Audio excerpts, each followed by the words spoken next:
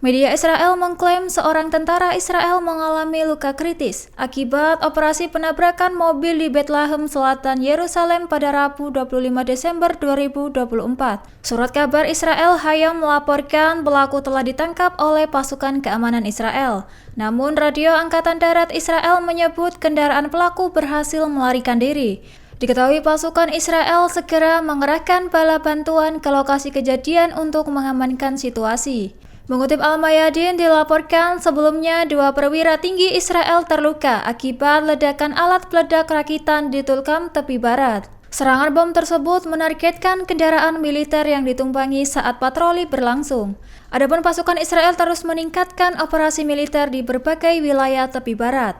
Di sisi lain, pejuang Palestina terus melakukan perlawanan di tengah serangan Israel yang terus meningkat. Perlu diketahui, kota Tulkam menjadi salah satu wilayah dengan intensitas konflik yang tinggi dalam beberapa hari terakhir.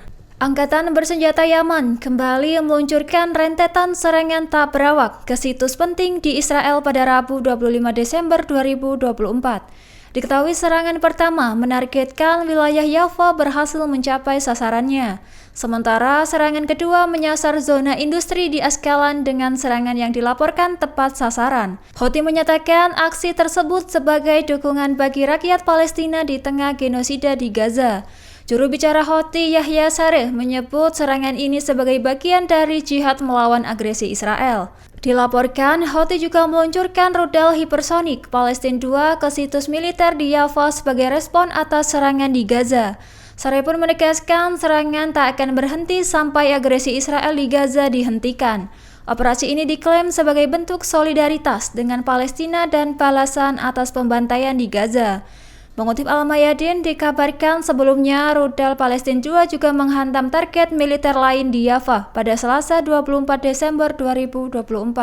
Serangan itu mencerminkan komitmen Houthi untuk melawan tindakan agresi Israel di wilayah tersebut. Brigadir Martir Izz al-Din al-Qassam, sayap militer Hamas, mengumumkan serangan terhadap tentara Israel di Jabalia Timur, Gaza Utara. Akibatnya, seorang tentara Israel tewas dalam serangan tersebut.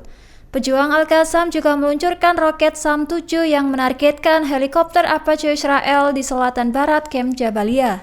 Mengutip Al-Mayadin, pada 26 Desember 2024, dilaporkan seorang pejuang melemparkan granat tangan ke arah tentara Israel. Al-Qassam juga menargetkan tank Merkava Israel dan berhasil menembak jatuh pesawat tak berawak Eva Max di utara Nusairat. Sementara Brigadir Al-Quds, sayap militer jihad Islam, menargetkan pusat komando Israel di Netzarim dengan roket 107 mm.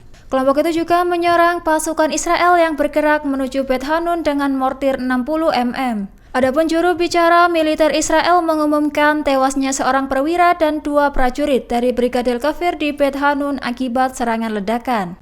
Serangan rudal dari Angkatan Bersenjata Yaman atau YAF mengganggu kehidupan pemukiman Israel, khususnya di Tel Aviv. Media Israel menyebutkan bahwa pemukim terbangun oleh sirene yang dipicu oleh serangan rudal dari Yaman.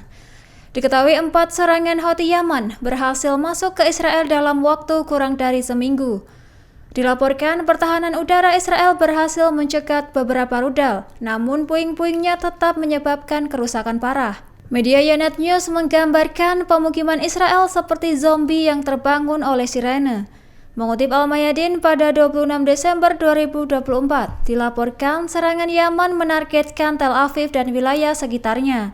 Akibatnya menyebabkan gangguan besar pemukiman Israel di kehidupan sehari-hari. Sementara itu, militer Israel mengakhiri penyelidikan serangan roket di Tel Aviv dan mencatat adanya keterlambatan dalam alarm peringatan. Adapun militer Israel telah mempersiapkan diri menghadapi eskalasi kedepannya terhadap ancaman dari Yaman. Pasalnya, ancaman serangan Yaman tidak hanya mengincar Israel, namun juga Amerika Serikat dan keamanan internasional. Dikabarkan pemerintahan Biden berusaha mengakhiri perang di Yaman, namun menghindari serangan besar terhadap Ansarullah. Perlu diketahui sebelumnya, sebuah rudal yang ditembakkan dari Yaman memicu sirene berbunyi di puluhan kota Israel. Aparat keamanan Yaman mengklaim berhasil menggagalkan aktivitas intelijen yang dipimpin oleh Badan Intelijen Pusat Amerika Serikat dan Mossad Israel. Kelompok itu menegaskan bahwa intelijen musuh berusaha menghalangi dukungan rakyat Yaman terhadap Gaza. Hal itu terjadi lantaran menargetkan pasukan militer dan pimpinannya. Mengutip Al-Mayadin pada 26 Desember 2024, dilaporkan pasukan keamanan telah memperingatkan bahaya berkolaborasi dengan Badan Intelijen Amerika Serikat dan juga Israel. Jika hal itu terjadi, maka mendapatkan hukuman mati bagi para pelaku. Kelompok itu juga meminta siapa saja yang bekerja sama dengan musuh untuk menyerahkan diri kepada otoritas peradilan. Beberapa kolaborator yang direkrut oleh seorang buronan, Hamid Hussein Fayed Mujali, telah ditangkap dalam beberapa hari terakhir. Para kolaborator tersebut ditugaskan untuk memantau lokasi militer penting seperti pasukan rudal, pesawat nirawak, dan juga angkatan laut.